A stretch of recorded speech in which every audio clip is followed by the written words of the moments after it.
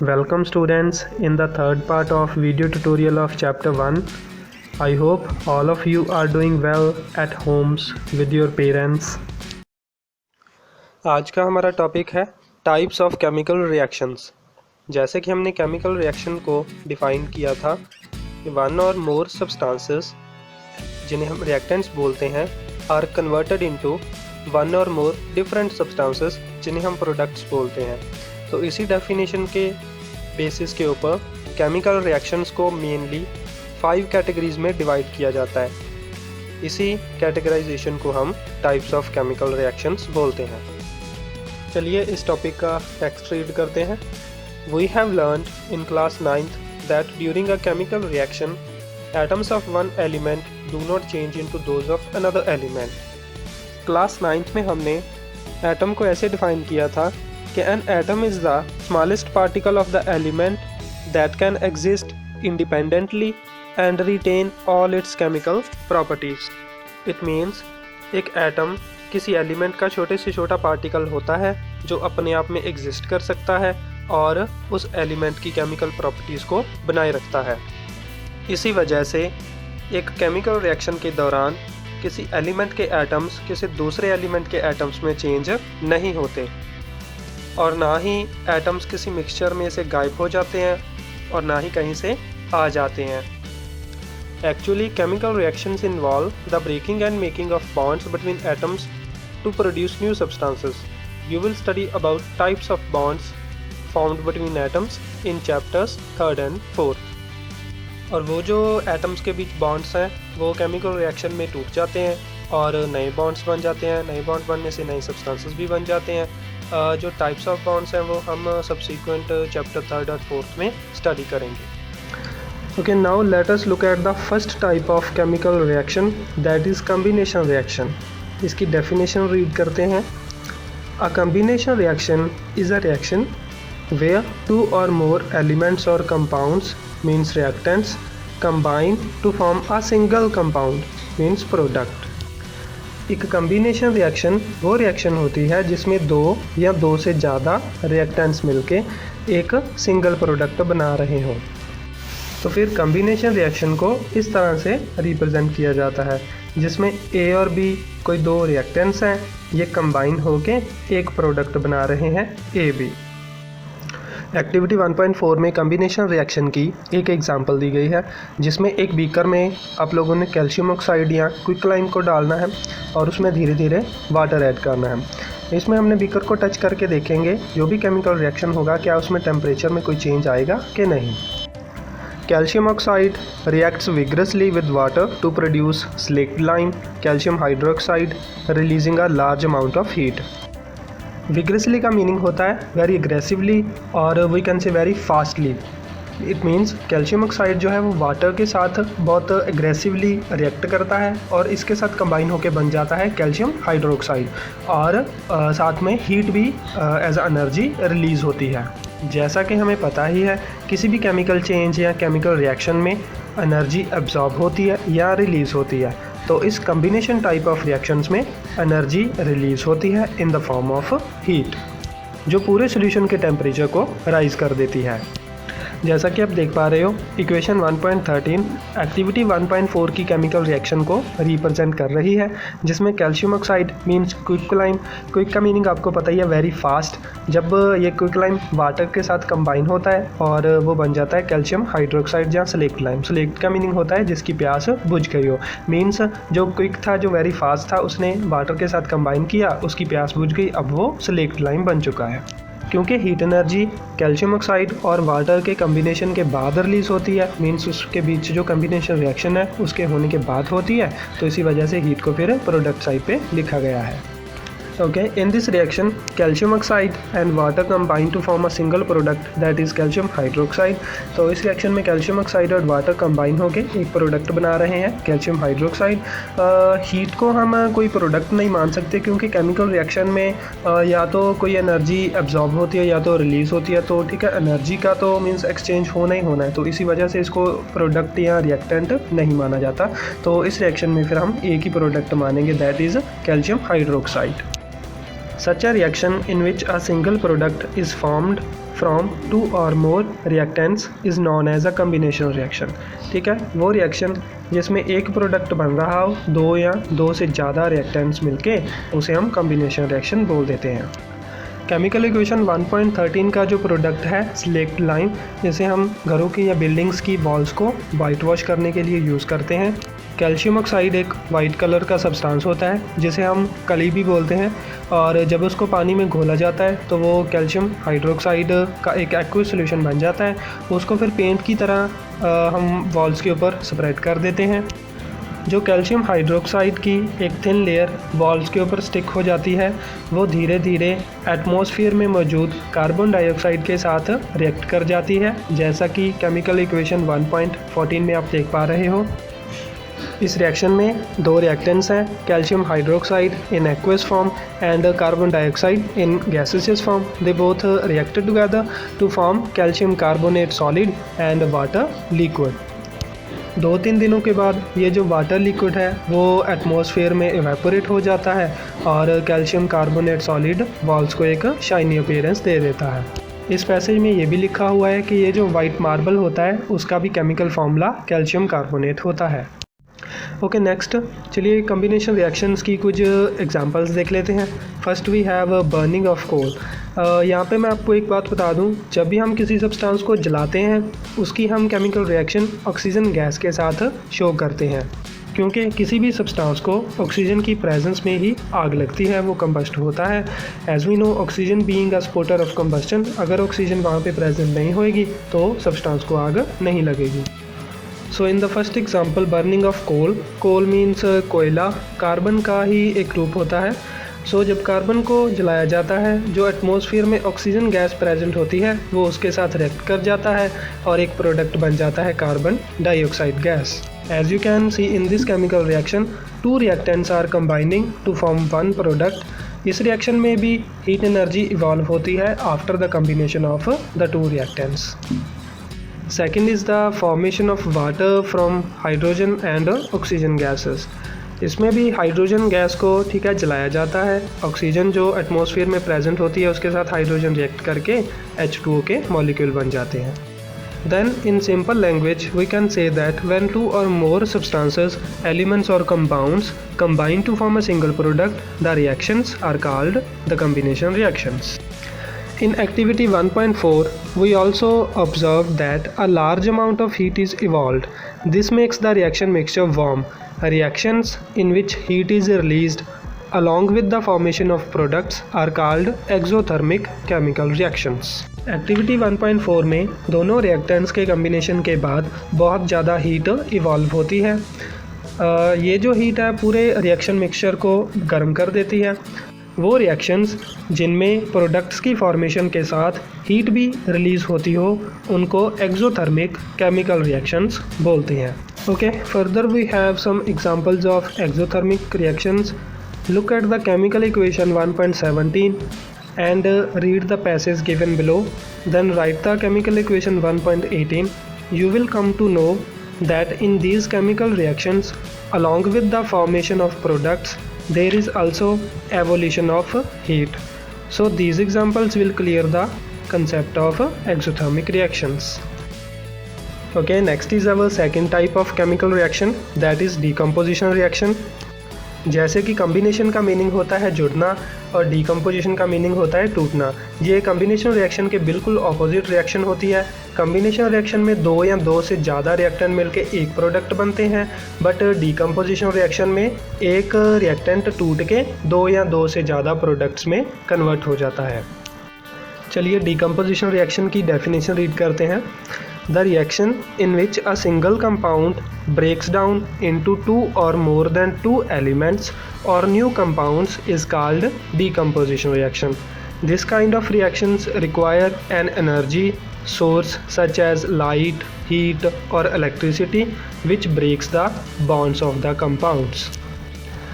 वो रिएक्शन जिसमें एक कंपाउंड मीन्स रिएक्टेंट 2 या 2 से ज़्यादा एलिमेंट या नए कंपाउंड्स में जिन्हें प्रोडक्ट्स बोलते हैं उसमें टूट जाता है, उस रिएक्शन को हम डीकम्पोजिशन रिएक्शन बोलते हैं। अनलाइक द कम्बिनेशन रिएक्शन जिसमें रिएक्टेंट्स के कम्बिनेशन के बाद एनर्जी रिलीज़ या इवॉल्व होती है, डिकम्पोजिशन रिएक्शन में एनर्जी एब्जॉर्ब की जाती है एक रिएक्टेंट के द्वारा in the form of light, heat और electricity to break the bond of the compound and turn it into 2 और मोर प्रोडक्ट्स। और डिकम्पोजिशन रिएक्शन को हम ऐसे रिप्रेजेंट कर सकते हैं कि हमारे पास एक कंपाउंड है AB, ठीक है। आफ्टर एब्जॉर्बिंग द एनर्जी ये 2 प्रोडक्ट्स में डिवाइड हो जाता है A प्लस B, ठीक है। डिकम्पोजिशन का मीनिंग टूटना, तो वो जो एक रिएक्टेंट था वो एनर्जी को एब्जॉर्ब करके 2 या 2 से ज़्यादा प्रोडक्ट में टूट जाता है। Okay, next we have activity 1.5 to depict a decomposition reaction, जिसमें एक ड्राई बॉइलिंग ट्यूब में 2 ग्राम फेरस सल्फेट के क्रिस्टल्स लेने के लिए बोला गया है। पहले उसका हमने कलर भी नोट करना है। इस डायग्राम में देखते हैं कि फेरस सल्फेट क्रिस्टल का क्या कलर होता है। जैसा कि आप इस डायग्राम में देख पा रहे हो, फेरस सल्फेट के क्रिस्टल्स थोड़े से पेल ग्रीन, पेल मीन्स येलोइश ग्रीन कलर के होते हैं और इसका फॉर्मूला होता है FeSO4 7H2O। ये जो फेरस सल्फेट के एक मॉलिक्यूल के साथ 7 वाटर के मॉलिक्यूल अटैच्ड हैं, इन्हीं अटैचमेंट की वजह से फेरस सल्फेट के क्रिस्टल्स का कलर पेल ग्रीन होता है। अगर ये वाटर के मॉलिक्यूल इसके साथ अटैच नहीं होते तो फिर इसका कलर कुछ डर्टी वाइट होता। फिर नेक्स्ट स्टेप में बॉइलिंग ट्यूब के नीचे रखे बर्नर को ऑन कर देंगे और ऑब्जर्व करेंगे कि फेरस सल्फेट क्रिस्टल्स के कलर में क्या चेंज आता है। इस एक्टिविटी में आप ऑब्जर्व करोगे कि जो फेरस सल्फेट क्रिस्टल्स का पेल ग्रीन कलर था वो चेंज हो जाता है डर्टी वाइट कलर में, क्योंकि जब हम बर्नर ऑन करते हैं जो फेरस सल्फेट क्रिस्टल्स के मॉलिक्यूल के साथ 7 वाटर के मॉलिक्यूल्स अटैच थे वो हीट के साथ इवेपोरेट हो जाते हैं और पीछे बच जाते हैं ओनली फेरस सल्फेट के मॉलिक्यूल्स जिनका कलर डर्टी वाइट होता है। और फर्दर हीट करने पे एक केमिकल रिएक्शन होती है जो इक्वेशन 1.19 में लिखी हुई है, जिसमें एक reactant ferrous sulphate heat energy absorb करके 3 प्रोडक्ट में टूट जाता है, जिसमें एक फेरिक ऑक्साइड जो सॉलिड फॉर्म में और sulphur dioxide and sulphur trioxide gaseous form में होते हैं। इस केमिकल रिएक्शन के होने का हमें 2 तरह से पता चल सकता है। एक तो जो सब्सटेंसेस का जब कलर चेंज होगा, और दूसरा जब ये सल्फ़र डाइऑक्साइड और sulphur trioxide gases test tube में से बाहर आएंगी और इसकी एक पंजेंट सी स्मेल हमें आएगी, हमें पता चल जाएगा कि वो जो सब्सटेंस है डिकम्पोज हो चुका है। And next we have another example of decomposition of calcium carbonate, ठीक है, जिसे लाइमस्टोन भी बोलते हैं। ये भी हीट एनर्जी गेन करके 2 सब्सटेंसेस में टूट जाता है। One is calcium oxide and other is carbon dioxide gas. और इसमें ये भी लिखा है कि जब एक डिकम्पोजिशन रिएक्शन हीटिंग के साथ होती है उसको हम थर्मल डिकम्पोजिशन बोलते हैं। और एक्टिविटी 1.6 में भी एक लेड नाइट्रेट सब्सटेंस को बॉइलिंग ट्यूब में हीट किया जाता है, वो भी फर्दर 3 प्रोडक्ट्स में डिकम्पोज हो जाता है, जैसे कि इक्वेशन 1.21 में लिखा हुआ है। और इसी के साथ एक और डेफिनेशन बन जाती है कि जिन रिएक्शंस में हीट एनर्जी एब्जॉर्ब होती है उन रिएक्शंस को हम एंडोथर्मिक रिएक्शंस बोलते हैं। आगे हमारे पास डिकम्पोजिशन रिएक्शन की और भी एक्टिविटीज़ दी गई हैं, जैसे कि एक्टिविटी 1.7 में एक सब्सटेंस इलेक्ट्रिसिटी के साथ डिकम्पोज होता है और एक्टिविटी 1.8 में लाइट एनर्जी को ऑब्जॉर्ब करके डिकम्पोज होता है। आप इन एक्टिविटीज़ को ध्यान से पढ़िए, इनकी केमिकल इक्वेशन या रिएक्शंस को लिखिए और साथ ही साथ याद करते जाइए। Okay students, our next type of chemical reaction is displacement reaction. चलिए इसकी डेफिनेशन रीड करते हैं।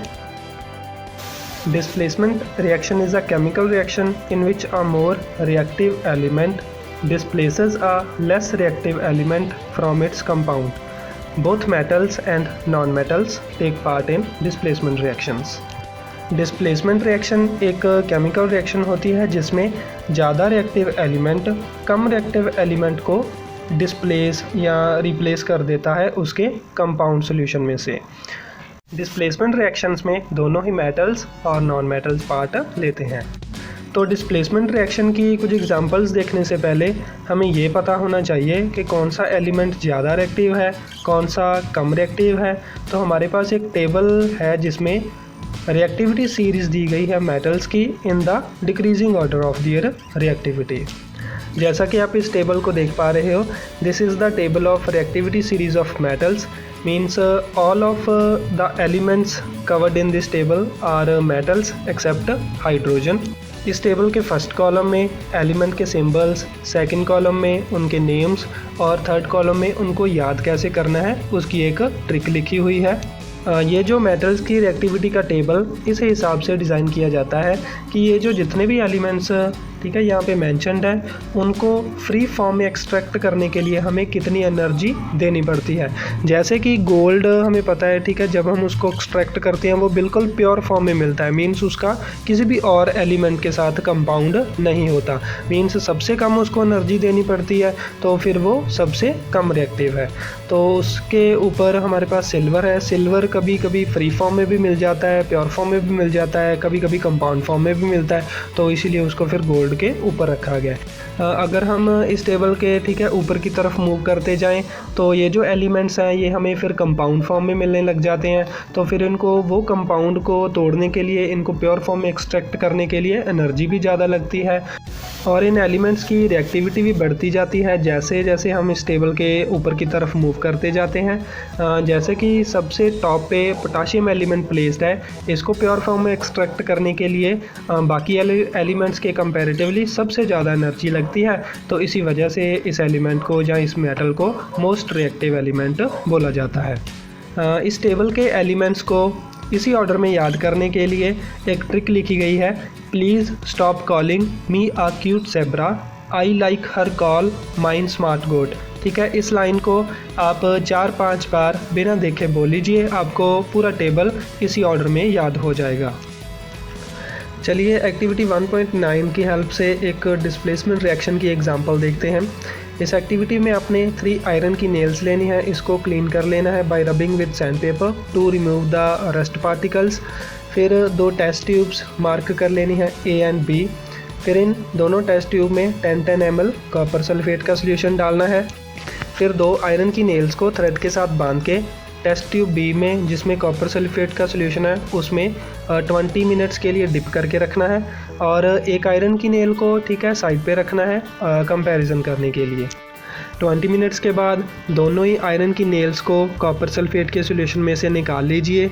फिर हमने टेस्ट ट्यूब A और B में जो कॉपर सल्फेट सॉल्यूशंस हैं उनकी जो ब्लू कलर की इंटेंसिटी को कंपेयर करना है और फिर हमने जो एक आयरन की नेल साइड पे रखी थी और 2 कॉपर सल्फेट सॉल्यूशन में डिप की थी ठीक है, उसके भी कलर को कंपेयर करके देखेंगे कि क्या डिस्प्लेसमेंट रिएक्शन हुई है कि नहीं।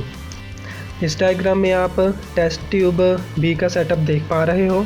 नेक्स्ट डायग्राम में एक्सपेरिमेंट के पहले और बाद की जो ऑब्जर्वेशंस हैं ठीक है वो दिखाई गई हैं। जैसे कि फ़र्स्ट डायग्राम में आयरन नेल को कंपेयर किया गया है। फर्स्ट वन वाली ठीक है जो हमने साइड पे रखी थी वो वैसे ही रहेगी।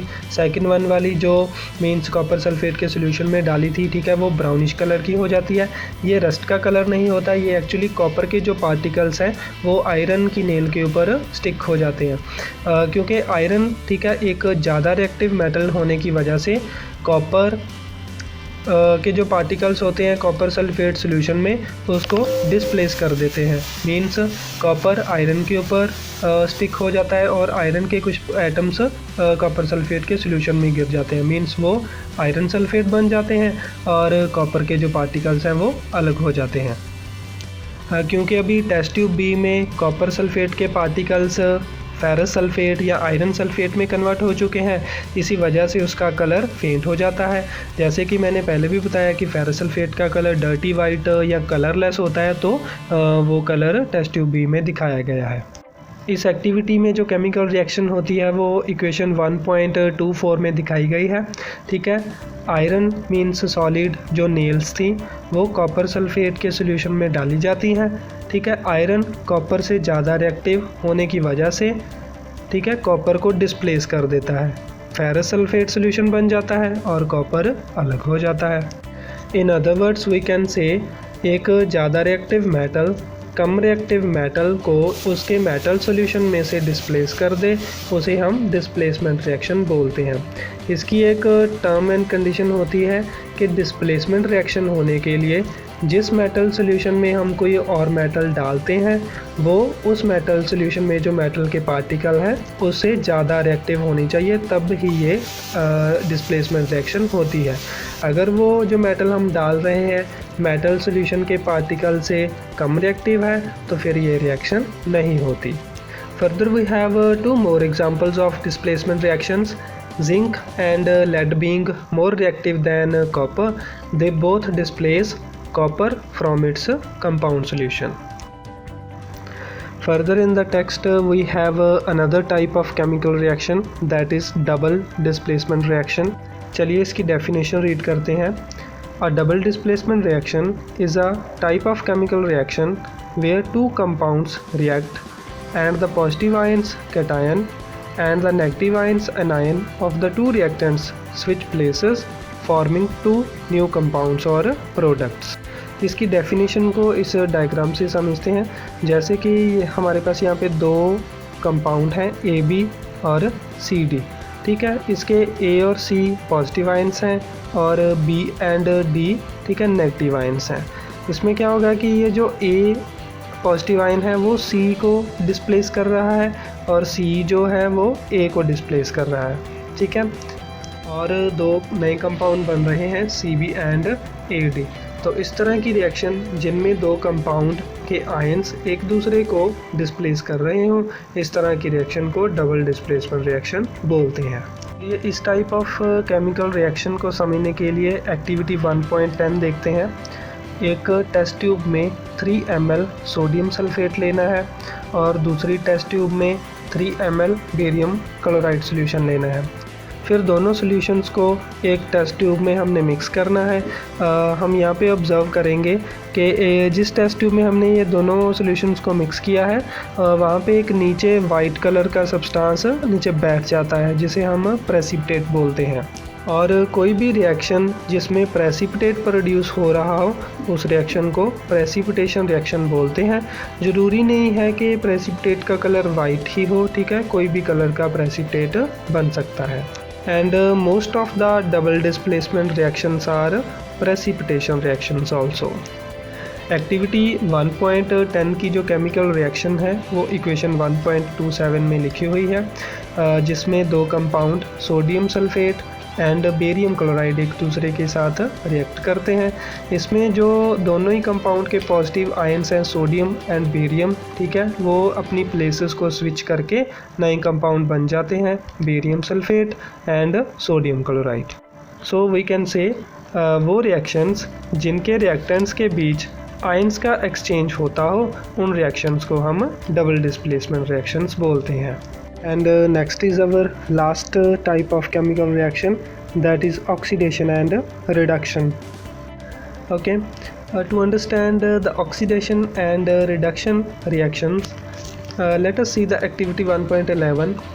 इसमें एक चाइना डिश में 1 ग्राम कॉपर पाउडर को, ठीक है, हीट किया जा रहा है। जैसे कि मैंने पहले भी बताया था आपको कि जब भी हम किसी सब्सटेंस को जलाते हैं, ठीक है, उसकी रिएक्शन हम ऑक्सीजन गैस के साथ शो करते हैं। तो इसकी जो रिएक्शन होगी वो इक्वेशन 1.28 में लिखी हुई है। Copper is reacted with oxygen, when it is heated it is converted into copper oxide which is black in color.